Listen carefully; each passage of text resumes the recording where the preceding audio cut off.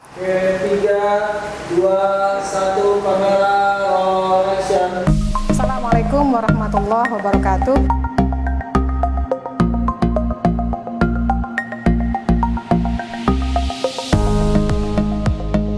Yuk, sebelum kita mulai pembelajaran, mari kita berdoa terlebih dahulu.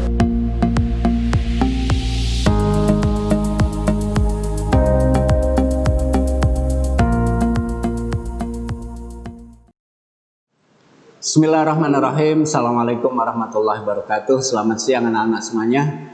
Bagaimana kabarnya hari ini? Semoga kalian dalam keadaan sehat walafiat. Bertemu kembali bersama Pak Ajis di sini di PJJ YPI Belajar Online. Nggak masalah. Sebelum kita mulai, mari kita membaca doa terlebih dahulu. Seperti biasa, kita membaca suratul Fatihah bersama-sama. Berdoa mulai. Bismillahirrahmanirrahim. Alhamdulillahirabbil alamin arrahmanirrahim maliki yaumiddin. Iyyaka na'budu wa iyyaka nasta'in ihdinas siratal mustaqim siratal ladzina an'amta 'alaihim ghairil maghdubi 'alaihim waladdallin. Raditu billahi rabban wa bil islami dinan wa bi Muhammadin nabiyyan wa rasulan. Rabbi zidni ilma warzuqni fahma. Berdoa selesai. Hari ini materi yang akan kita pelajari ya, karena masih di pertemuan kedua, yaitu lebih dekat kepada Allah dengan mengamalkan sholat sunnah. Siapkan buku dan alat tulis masing-masing. Sudah siap semuanya? Oke. Langsung kita mulai materi kita. Ya, di layar coba kelihatan bab ketiga kelas 8 semester ganjil, yaitu lebih dekat kepada Allah dengan mengamalkan sholat sunnah ya. Ini merupakan pertemuan yang kedua ya untuk bab ini.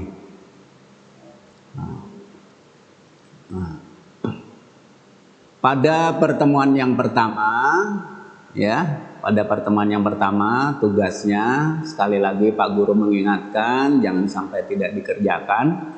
Jadi yang masih belum, mungkin ada sebagian kecil dari kalian yang masih belum mengerjakan tugas. Jadi YouTube itu materinya nggak bakalan hilang, bisa kalian cek kembali tanggal, kemudian materinya apa.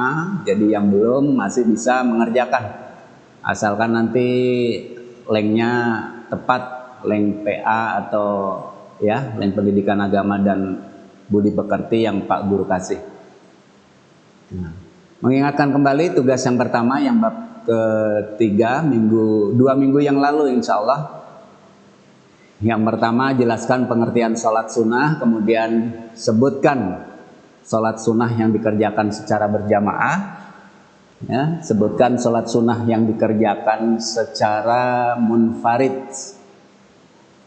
kemudian sebutkan sholat sunnah yang dikerjakan secara berjamaah atau munfarid.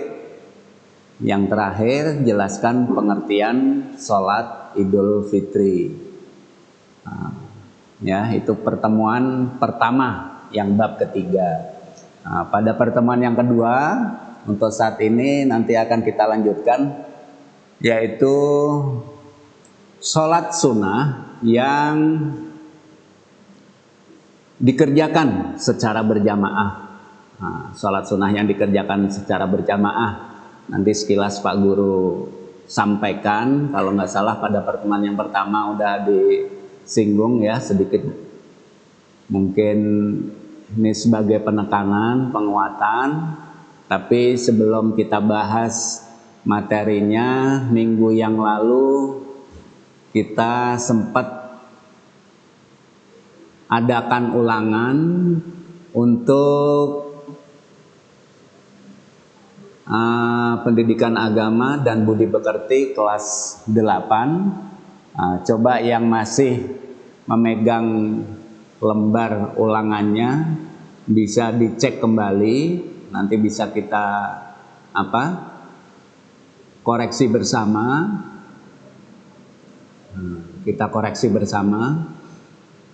Oke ya.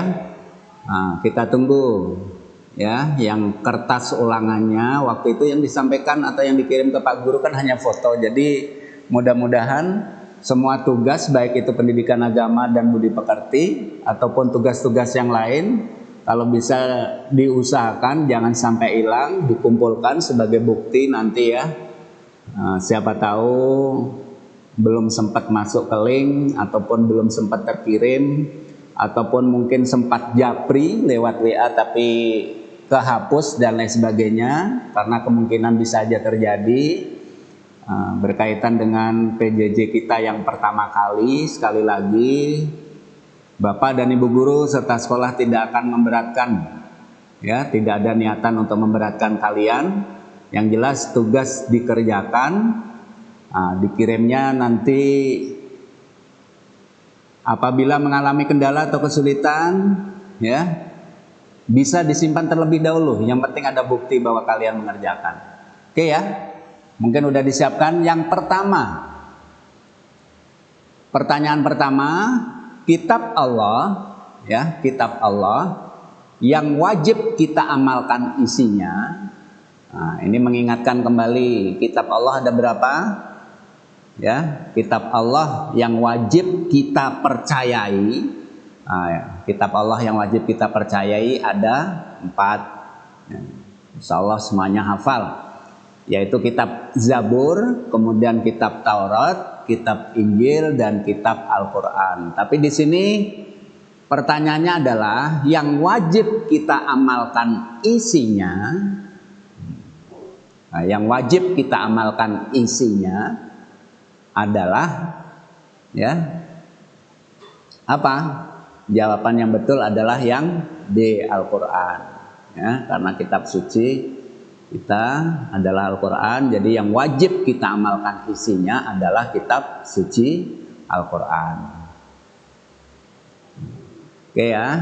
Kemudian yang kedua, meyakini keberadaan kitab-kitab Allah merupakan perkara yang sangat penting bagi umat Islam.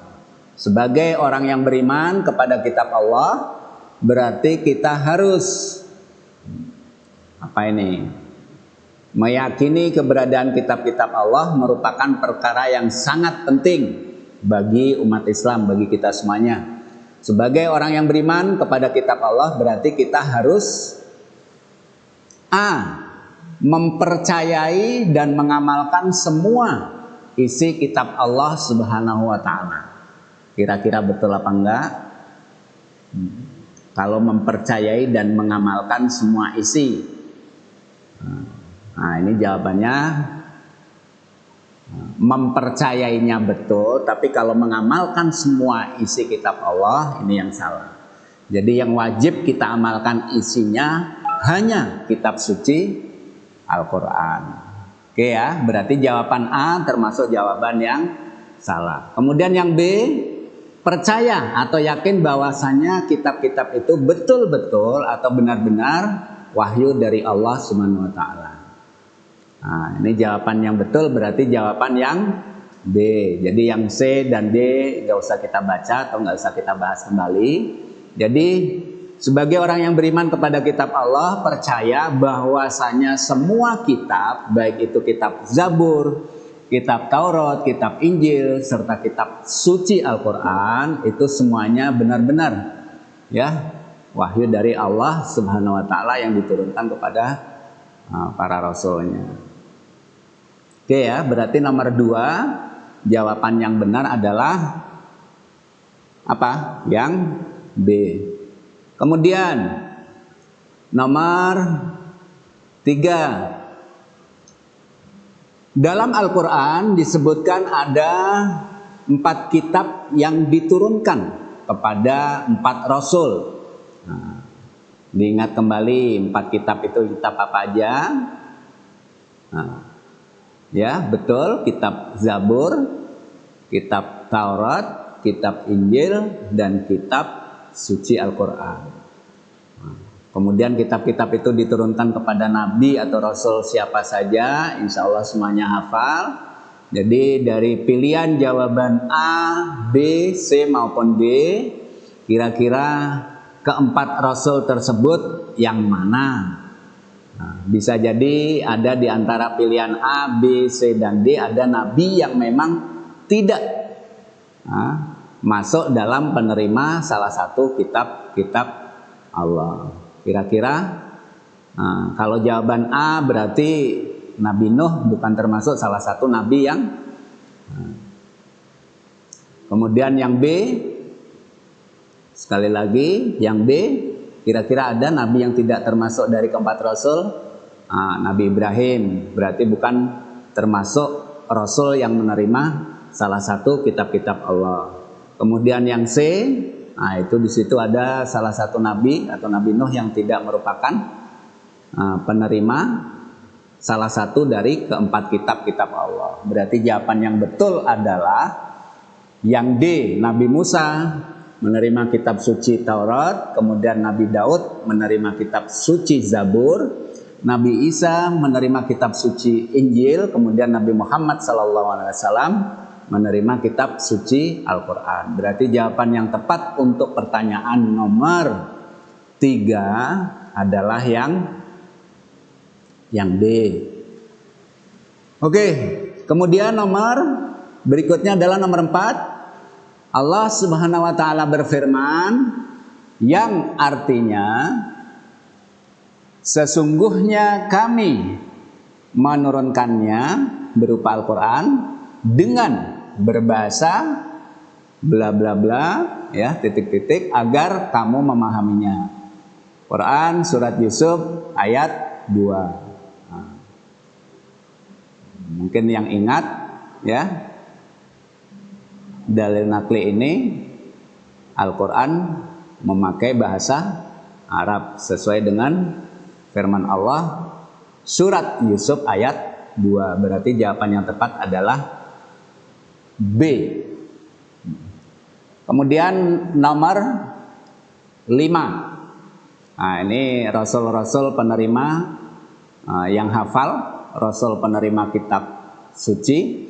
Nabi Musa alaihissalam menerima kitab suci. Pilihannya adalah Zabur, Taurat, Injil, dan Al-Quran. Jawaban yang benar adalah karena Zabur adalah Nabi Daud, Injil Nabi Isa, Al-Quran Nabi Muhammad SAW, berarti Nabi Musa adalah menerima kitab suci Taurat. Jawaban yang betul adalah jawaban B. Kemudian berikutnya nomor 6, pengertian suhuf. Ini sambil sambil dikoreksi, sambil dilihat lembar ulangan kalian ya. Pengertian suhuf adalah sekali lagi, pengertian suhuf adalah A. Wahyu yang diterima para nabi dan dibukukan. B. Ucapan para nabi yang sudah tertulis dan dibukukan. C.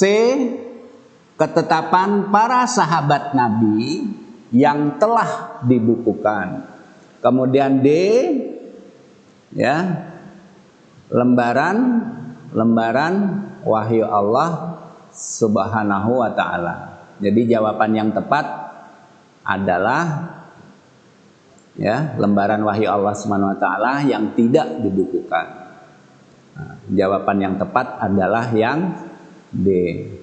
Waktu itu udah kita pelajari perbedaan antara kitab dengan suhuf.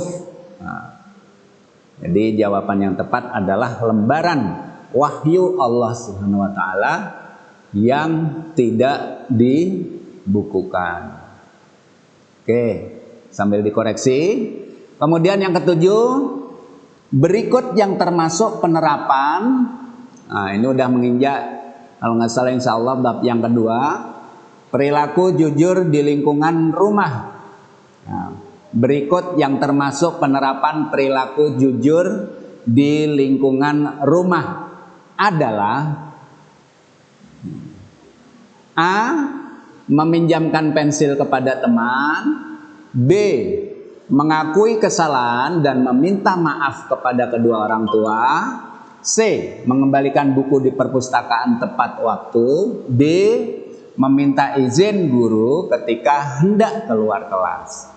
Nah, ini biasanya yang suka kalau nggak teliti karena beberapa pernyataan ya hampir ya penilaian kita ya suka tertipu ya dengan pernyataan yang kemungkinan bisa jawabannya hampir sama, semuanya benar, bahkan semuanya bagus ya, mengembalikan buku di perpustakaan tepat waktu.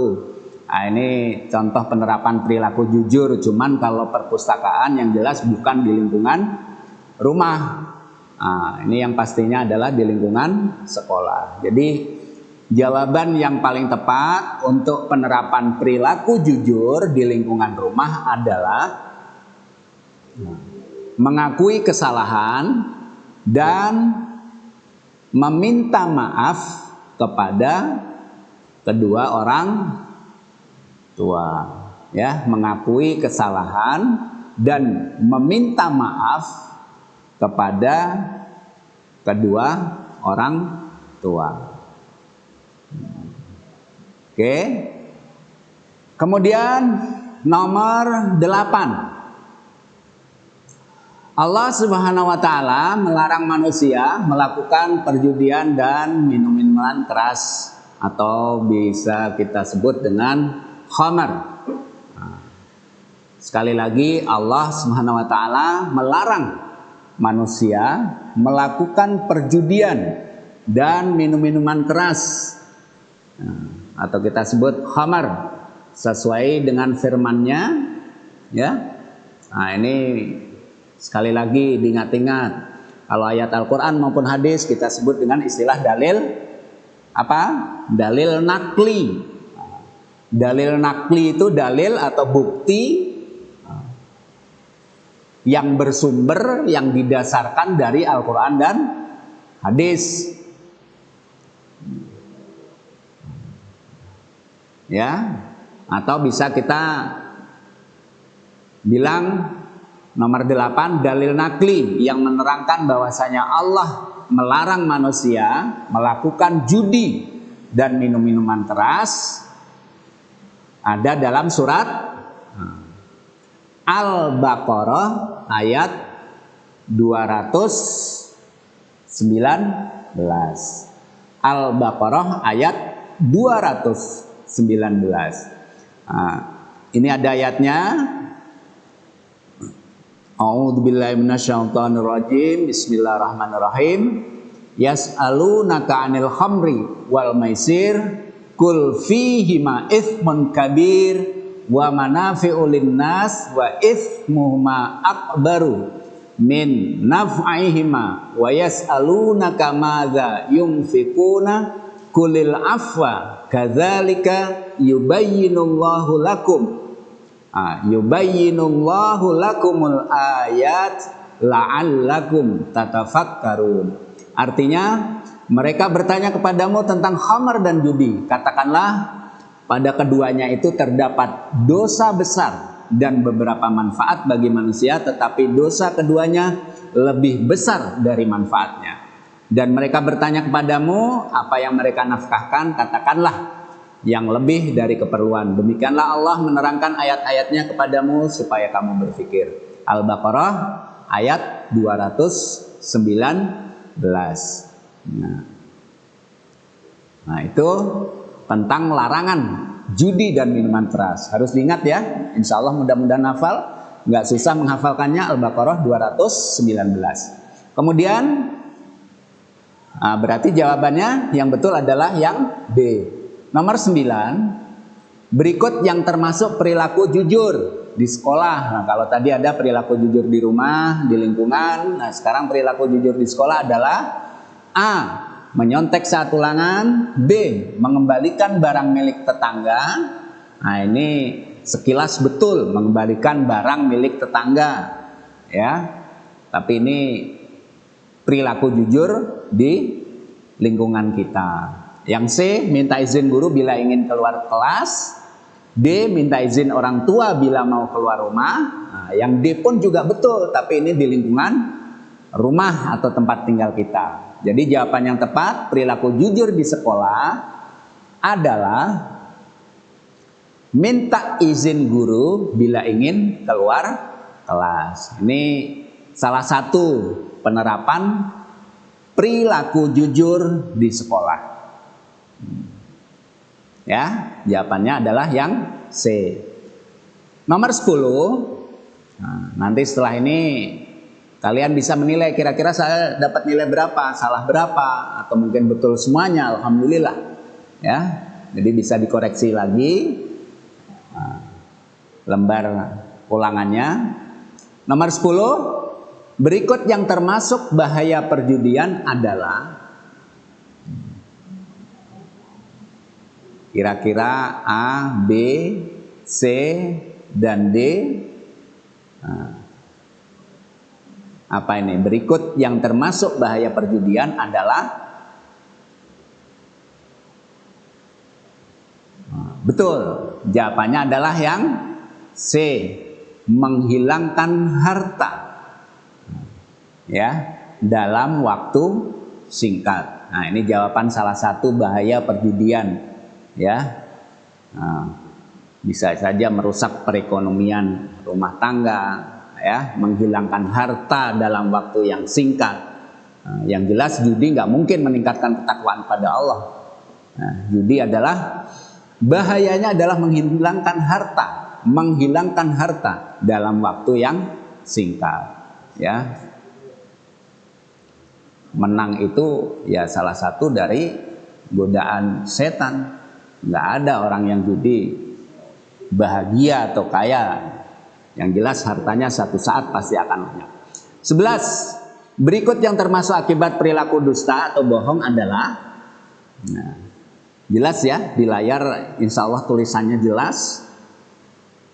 Bahaya dari perilaku dusta atau bohong, nah, kira-kira diterima nggak oleh masyarakat?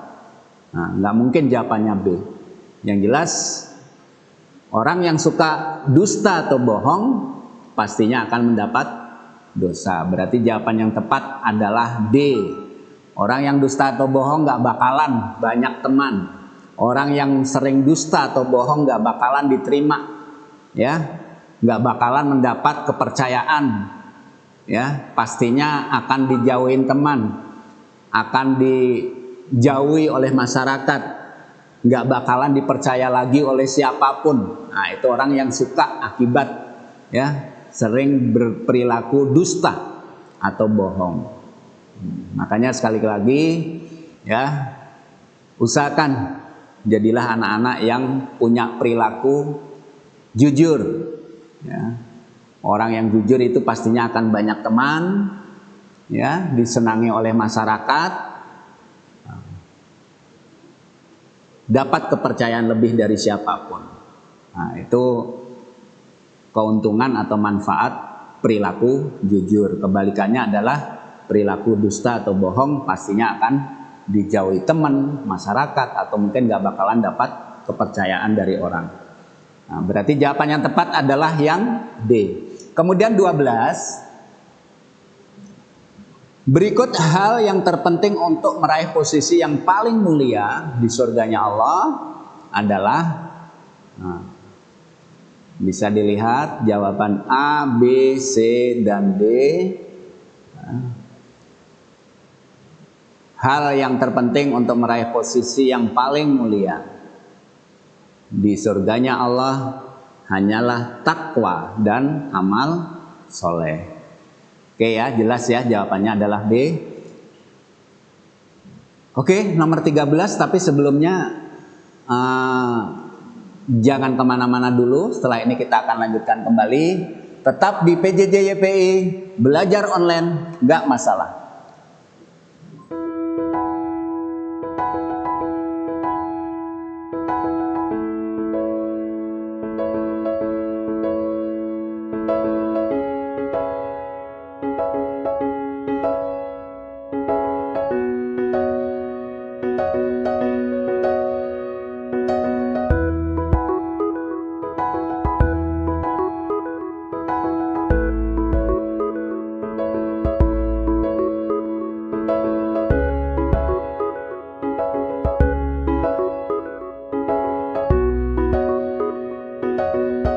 Assalamualaikum warahmatullahi wabarakatuh.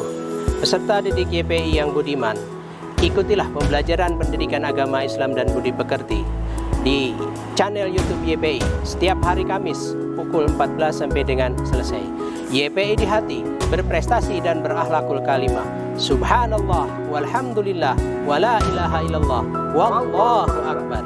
Assalamualaikum warahmatullahi wabarakatuh.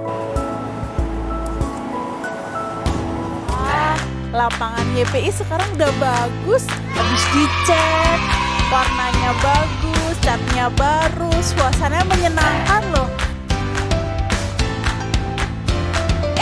Ada Pak Yuri Pak. Pak Yuri Pak, kalau luas lapangan ini kan sekarang ada lapangan basket, ada futsalnya, ada badmintonnya juga ada, aduh, voli juga ada. Luas lapangannya berapa ya?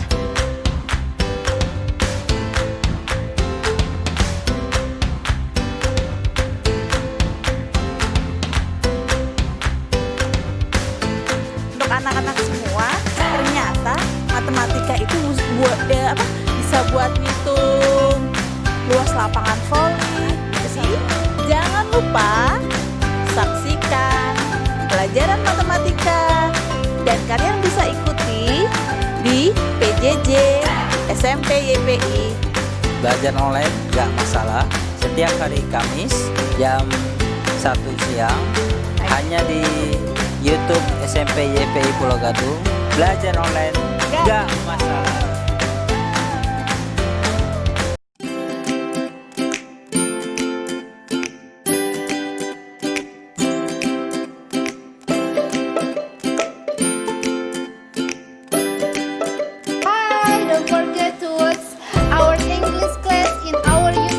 SMP YPI Pulau Gadung at every Sunday at 1 until 2 p.m. Stay watch on in our YouTube, okay? Saksikan kelas bahasa Inggris di YouTube channel SMP YPI setiap hari Senin jam 1 sampai jam 2 siang di kelas bahasa Inggris, okay? Bye, don't forget ya. Don't forget.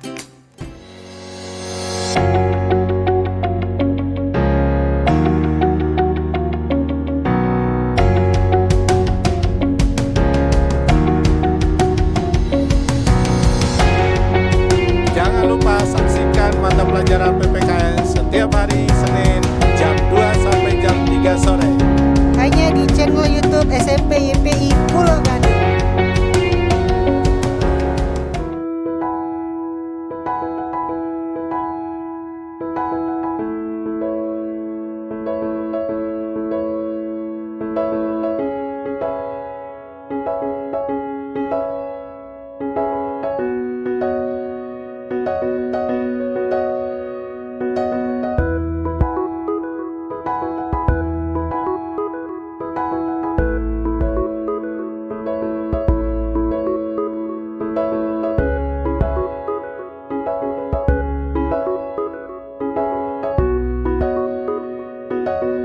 Assalamualaikum warahmatullahi wabarakatuh.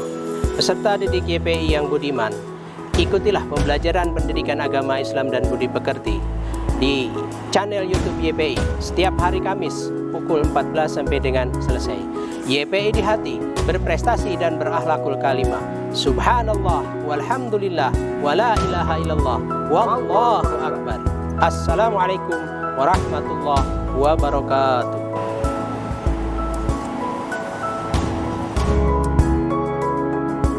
Oke, 3, 2, 1, kamera roll action. Assalamualaikum warahmatullahi wabarakatuh.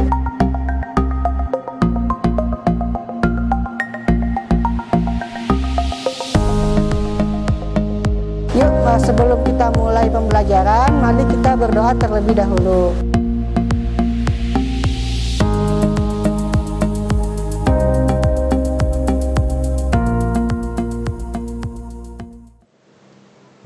Oke, bertemu kembali dengan Pak Ajis di sini di PJJ YPI. Belajar online nggak masalah. Kita lanjutkan kembali soal nomor 13 ya. Soal nomor 13 Salat sunnah khusuf, gerhana bulan, dikerjakan guna menunjukkan baik itu gerhana bulan ataupun gerhana matahari, yang jelas kita kerjakan untuk menunjukkan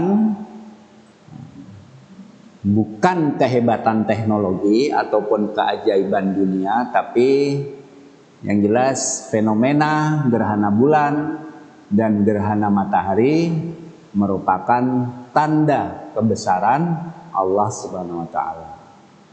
Ya, kebesaran Allah Subhanahu wa taala. Berarti jawaban yang tepat adalah yang D.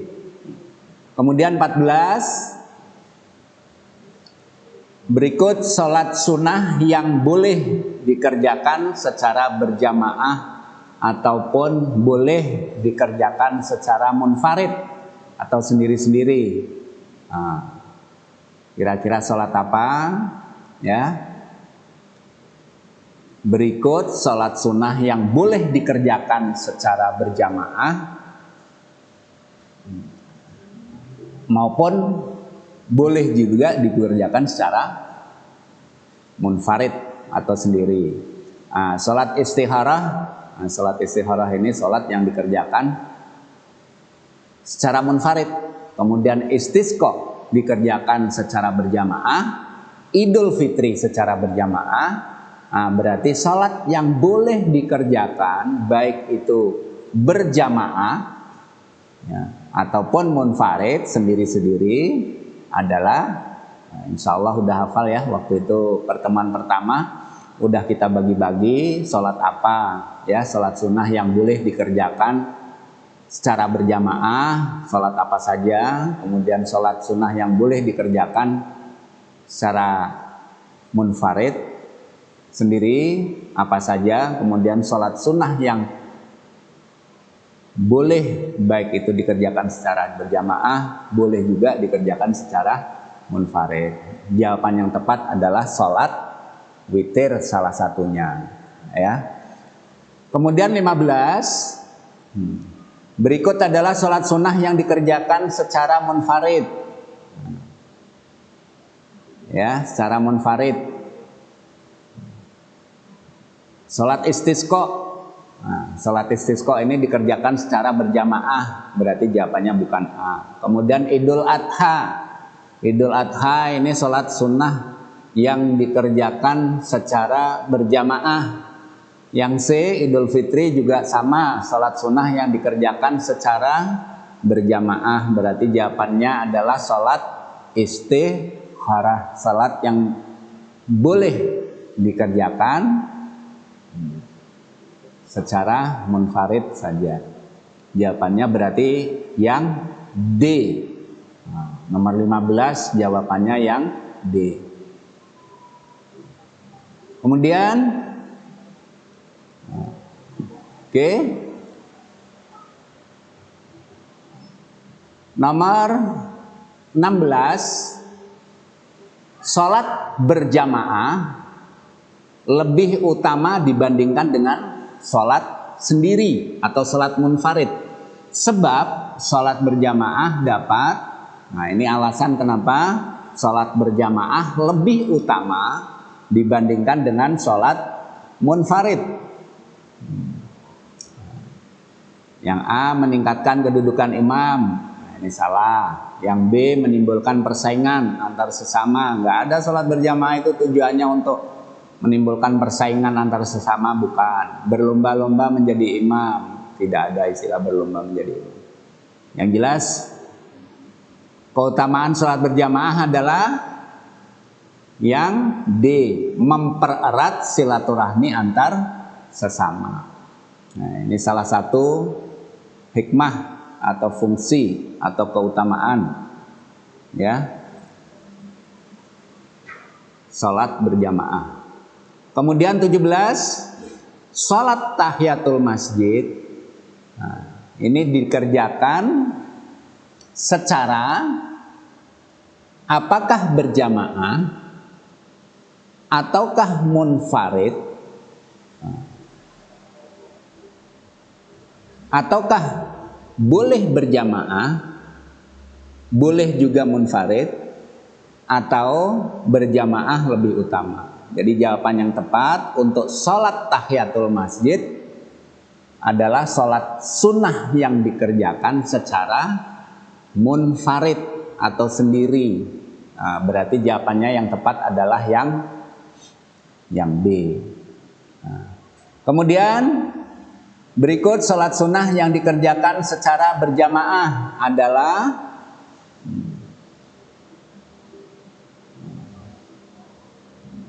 A. Gerhana. Nah, ini dikerjakan berjamaah. B. Duha. C. Tahiyatul masjid. D. Berikut sholat sunnah yang dikerjakan secara berjamaah. Nah, berarti jawabannya yang tepat adalah yang A. Sholat gerhana. Kalau witir itu bisa sendirian.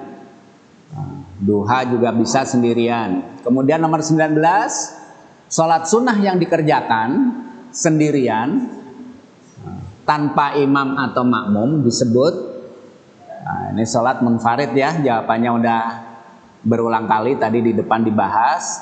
Jawabannya adalah yang A. Munfarid. Kemudian nomor 20, umat Islam yang tidak melakukan amalan sunnah, maka apakah mendapat siksa, mendapat dosa, mendapat pahala atau tidak berdosa? Yang jelas amalan sunnah itu apabila tidak dilakukan, maka tidak berdosa. Tapi kalau dilakukan, jawabannya yang C, mendapat pahala. Tapi bila tidak dilakukan, maka tidak berdosa. Jadi jawaban yang tepat untuk nomor 20 adalah apa? Tidak berdosa. Tidak berdosa. Oke ya, jadi udah lengkap untuk 20 soal. Mungkin bisa dicek kembali jawaban kalian, bisa tahulah kemungkinan jawaban saya salah berapa ya. Apakah ya, mudah-mudahan insya Allah semuanya benar. Tapi yang jelas Pak Guru mengingatkan kembali, jadi ketika tugas itu belum sempat terkirim karena kendala apapun itu, bisa japri lewat WhatsApp Pak Guru. Biasanya di tiap wali kelas sudah menyampaikan, guru mapel masing-masing itu biasanya akan dikasih nomor teleponnya. Jadi sekali lagi jangan panik, jangan dibiasakan panik. Silahkan bertanya ke temannya kendala-kendala apa saja yang ditemui dalam PJJ di sekolah kita. Mudah-mudahan bermanfaat ya, ulangannya bagus ya. Nah, seandainya masih ada pertanyaan atau mungkin kurang jelas ataupun apa, YouTube sekali lagi bisa diputar setiap saat. Ada kesempatan silahkan dicek kembali tanggal tayang, kemudian materinya apa dan lain sebagainya. Kurang jelas silahkan tanya langsung ya via media sosial. Oke ya. Nah, kemudian untuk pertemuan kedua yang tadi Pak Guru sempat tunda, nah, ini sholat sunnah yang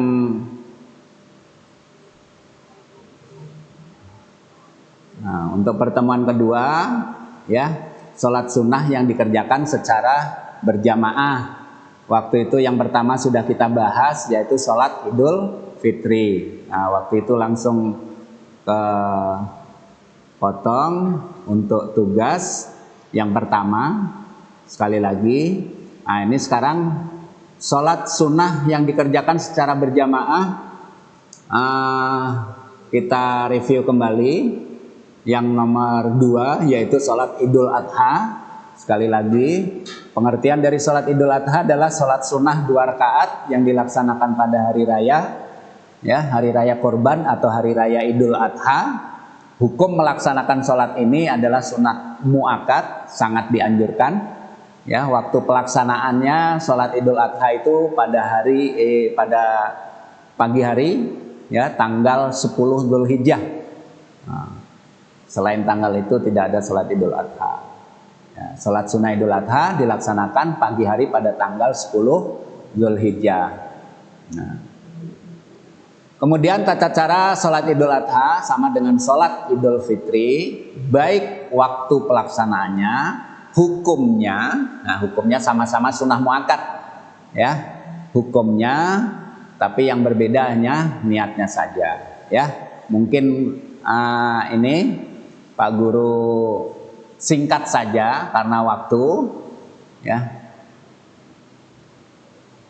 Kemudian yang ketiga, sholat sunnah yang dikerjakan secara berjamaah, sholat sunnah kusuf. Sholat sunnah yang dikerjakan ketika terjadi gerhana matahari. Terjadi gerhana matahari. Hukum melaksanakannya adalah sunnah muakkad. Waktu itu udah kita sampaikan sunnah muakkad itu sunnah yang seperti apa sih? Sunnah yang sangat-sangat dianjurkan. Ya, sangat-sangat dianjurkan. Nah, kalau bahasa gampangnya, ya, untuk sholat Idul Fitri, Idul Adha, ya, hanya setahun sekali. Ya, kalau sampai kita tidak melaksanakan, ya, bahasa kebangetan lah, ya, bahasa kebangetan, ya, meskipun itu hukumnya sunnah, tapi di sini adalah sunnah muakkad, ada tambahannya, sunnah yang sangat dianjurkan. Yang membedakan sholat kusuf dengan sholat pada umumnya adalah dalam sholat kusuf setiap rakaat terdapat 2 kali membaca surah Al-Fatihah dan 2 kali ruku. Sekali lagi, 2 kali membaca surah Al-Fatihah dan 2 kali ruku. Ya, nanti pada pertemuan berikutnya insya Allah mudah-mudahan kita akan bisa ketemu di sekolah, bisa praktek, ya, bisa praktek. Baik itu sholat sunnah-sunnah yang sudah kita bahas atau nanti yang belum. Jadi ini masih sebatas teori saja. Nanti penjelasan berikutnya atau ada ketidakpahaman ataupun apa itu bisa ditanyakan langsung kepada Pak Guru. Dalam sholat kusuf setiap rakaat terdapat 2 kali membaca surah Al-Fatihah dan 2 kali ruku. Jadi dalam 2 rakaat berarti ada 4 kali membaca surah Al-Fatihah dan 4 kali ruku. Paham ya? Nah, saya ulangi lagi. Sholat gerhana matahari itu ada 2 rakaat. Di tiap rakaat, ya, kita membaca surah Al-Fatihah 2 kali dan 2 kali juga kita ruku. Berarti dalam 2 rakaat itu kita membaca 4 kali surah Al-Fatihah dan 4 kali ruku, ya. Bersabar, insya Allah nanti lain waktu kita akan praktek sholat. Sholat khusuf adalah sholat sunnah yang dikerjakan ketika terjadi gerhana bulan. Hukum melaksanakannya sama dengan sholat gerhana matahari tadi, ya, sama-sama sunnah muakkad, sunnah yang sangat dianjurkan. Nah, yang membedakan sholat gerhana bulan dengan gerhana matahari adalah niatnya saja. Cara mengerjakannya, cara pelaksanaannya sama. Dalam 2 rakaat ada 2 kali, ya. Tiap rakaatnya 2 kali membaca surah Al-Fatihah, 2 kali ruku. Jadi dalam 2 rakaat sama. Berarti 4 kali membaca surah Al-Fatihah dan 4 kali melaksanakan ruku. Paham ya, insya Allah mudah-mudahan.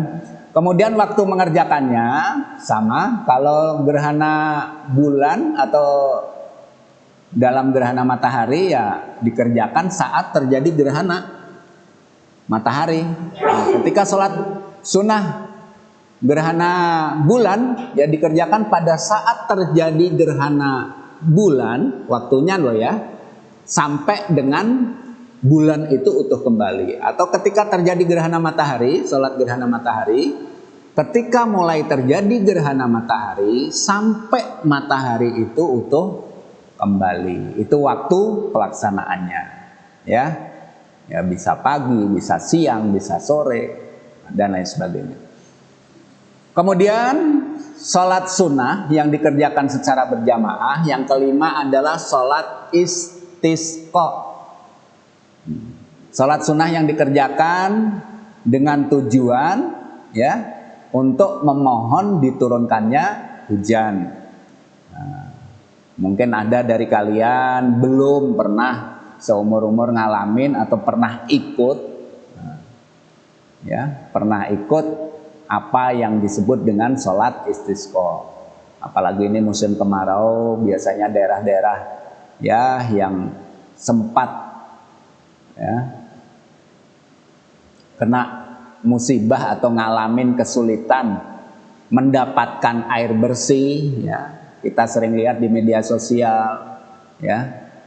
Kemudian media elektronik lainnya, saudara-saudara kita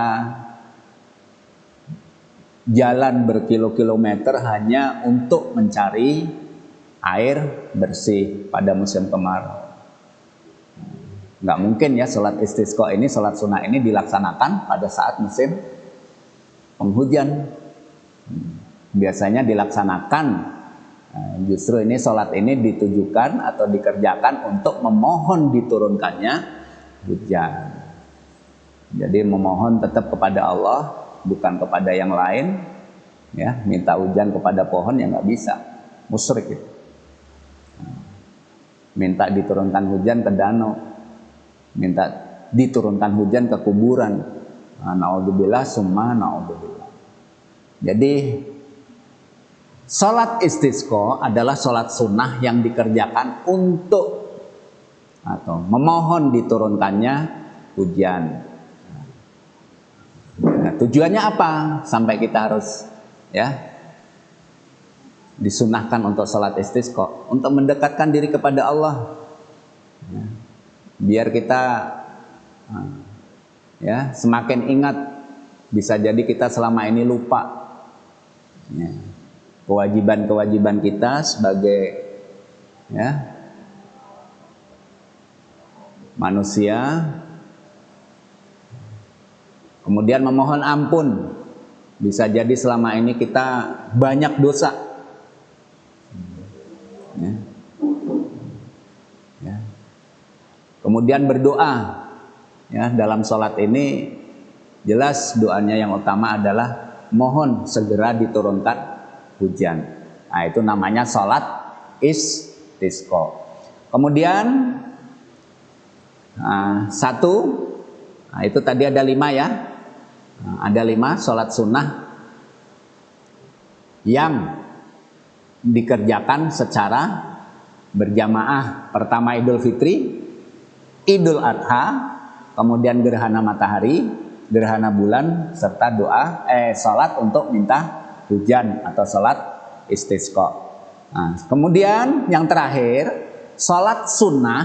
Nah, sholat sunnah yang dikerjakan sendiri atau munfarid, istilahnya munfarid.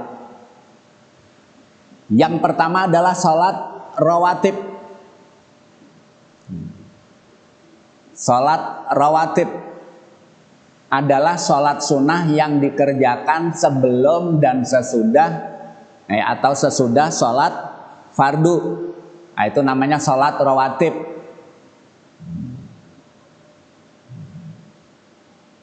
Mungkin yang belum kenal atau belum pernah mengerjakan, sering ya kita kalau kita mau sholat berjamaah di masjid, ya.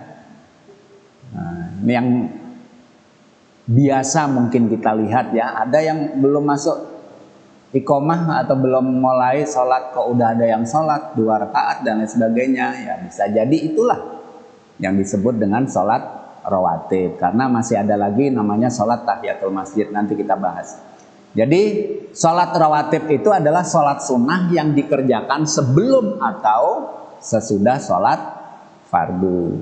Nah, mungkin itu dulu ya pertemuan yang kedua karena waktu juga. Jadi dicatat dulu sholat rawatib, sholat sunnah yang dikerjakan sendiri, Ya, ini baru satu ini kita bahas, tapi ini pun juga belum lengkap. Baru pengertiannya adalah sholat rawatib, sholat sunnah yang dikerjakan sebelum atau sesudah sholat fardu. Ya, tapi sebelum dilanjut diingat, ya, diingat sekali lagi, tayangan YouTube bisa diulang, bisa dilihat kapanpun kalian sempat. Jadi misalkan belum paham bisa ditanyakan kepada Pak Guru. Oke ya, untuk tugas kalian di rumah silakan ditulis, ya, ditulis. Jawab pertanyaan seperti biasa di kertas folio bergaris. Di fotonya yang jelas, usahakan jangan buram, ya. Kemudian diupload di link Pendidikan Agama dan Budi Pekerti yang setiap Kamis Pak Ajis kasih. Yang pertama, jelaskan pengertian sholat Idul Adha. Tadi jelas ya, insya Allah mudah-mudahan masih ingat. Jelaskan pengertian sholat kusuf. Ya. Jelaskan pengertian sholat khusuf. Jelaskan pengertian sholat istisqa. Dan yang terakhir, yang baru saja Pak Ajis singkat keterangannya, tapi mudah-mudahan masih ingat. Jelaskan pengertian sholat. Nah, semuanya ini adalah sholat sunnah.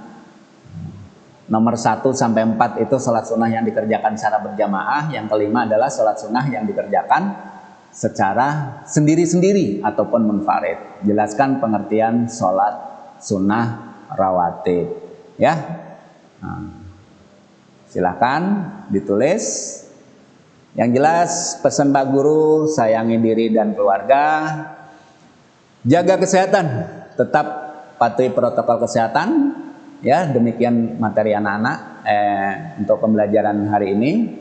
Semoga kalian dapat mengerti apa yang sudah Pak Guru sampaikan hari ini. Insya Allah bertemu lain waktu.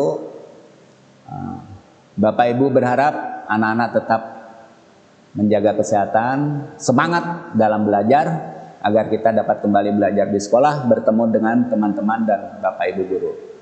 Kita bertemu kembali minggu depan di PJJ YPI, belajar online, gak masalah. Assalamualaikum warahmatullahi wabarakatuh. Oke, 3, 2, 1, kamera roll action. Assalamualaikum warahmatullahi wabarakatuh.